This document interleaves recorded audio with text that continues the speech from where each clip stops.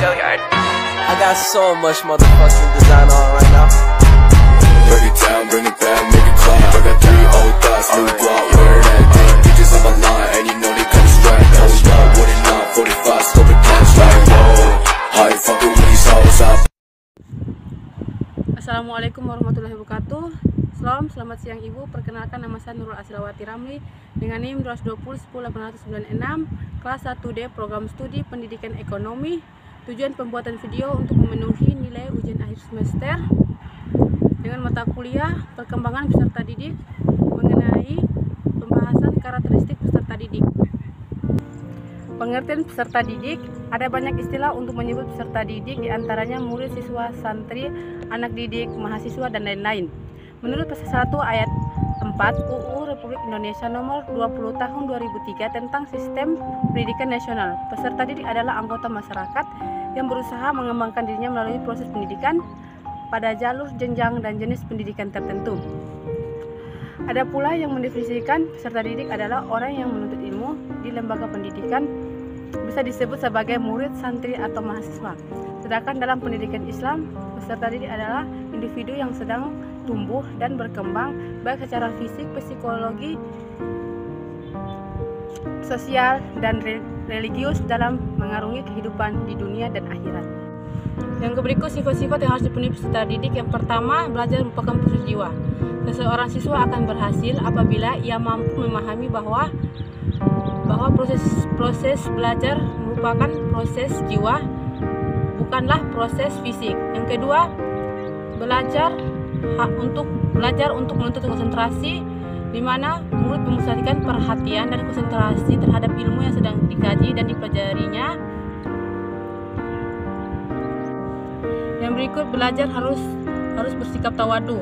Murid harus bersikap tawadu dan merendahkan diri terhadap ilmu dan guru sebagai perantara diterimanya ilmu itu.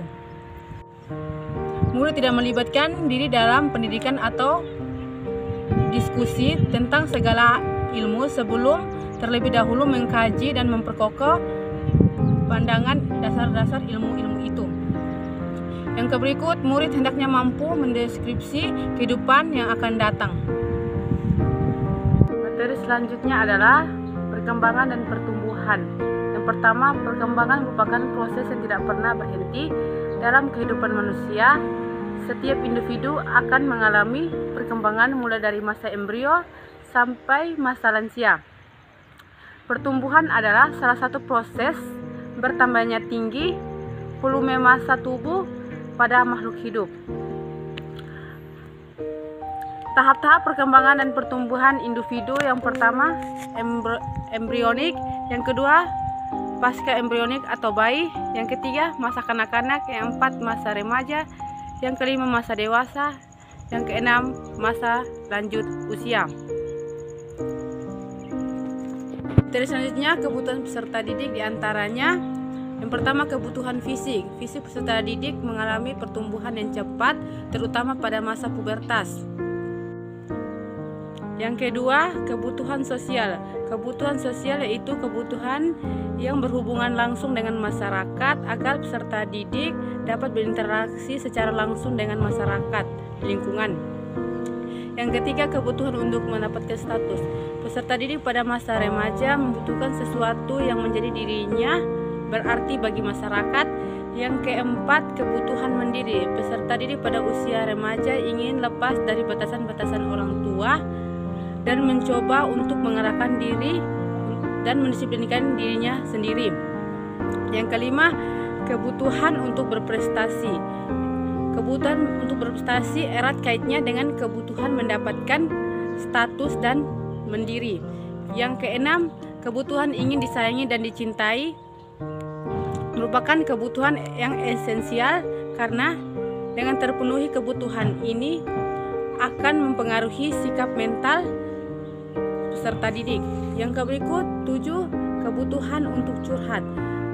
Kebutuhan untuk curhat terutama pada masa remaja dimaksudkan suatu kebutuhan untuk dipahami ide-ide dan permasalahan yang dihadapinya.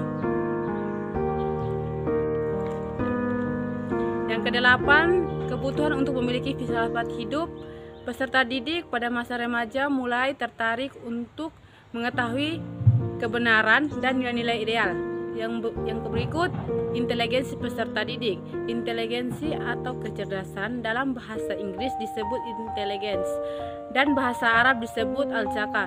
Menurut arti bahasa adalah pemahaman, kecepatan, dan kesempurnaan sesuatu. Pada awal, kecerdasan hanya berkaitan dengan kemampuan struktur akal dan menangkap gejala sesuatu, sehingga kecerdasan hanya bersentuhan dengan aspek-aspek kognitif.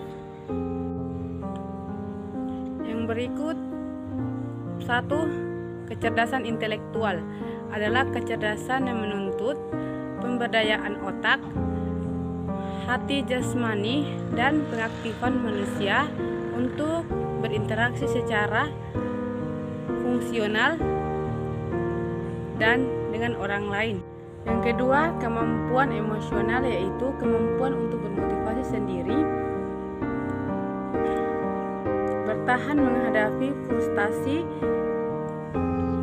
mengendalikan dorongan hati, tidak melebihkan kesenangan, mengatur suasana hati, menjaga agar beban stres, melupakan kemampuan berpikir, berempati, dan berdoa.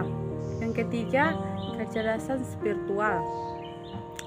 Dalam konteks pendidikan Islam, kecerdasan spiritual adalah pemahaman tentang kedirian manusia itu sendiri. Dan yang keempat, kecerdasan kalbiah. Menurut Abdul Mujib, kecerdasan kalbiah adalah sejumlah kemampuan diri secara cepat dan sempurna untuk mengenal kalbu dan aktivitas-aktivitasnya, mengelola dan mendeskripsikan jenis-jenis kalbu secara benar-benar untuk membina hubungan moralitas dengan orang lain dan hubungan kalbiah dengan Tuhan. Materi yang berikut, potensi peserta didik. Yang pertama, bakat, yakni suatu kemampuan pembawaan, yakni potensial dan mengacu kepada kemampuan akademis, profesional dalam berbagai bidang kehidupan. Yang kedua, insting atau goriza, suatu kemampuan berpikir tanpa melalui proses belajar. Yang ketiga, dorongan nafsu. Dalam tasawuf dikenal dengan adanya jenis nafsu seperti lawamah dan mutmainnah. Yang keempat, karakter atau watak. Karakter ini berkaitan dengan tingkah laku, moral, sosial, serta etis seseorang. Yang kelima, intuisi merupakan kemampuan psikologi manusia untuk menerima ilham Tuhan. Sekian dari materi saya, semoga bermanfaat bagi saya dan teman-teman. Assalamualaikum warahmatullahi wabarakatuh. Salam, selamat sore Ibu.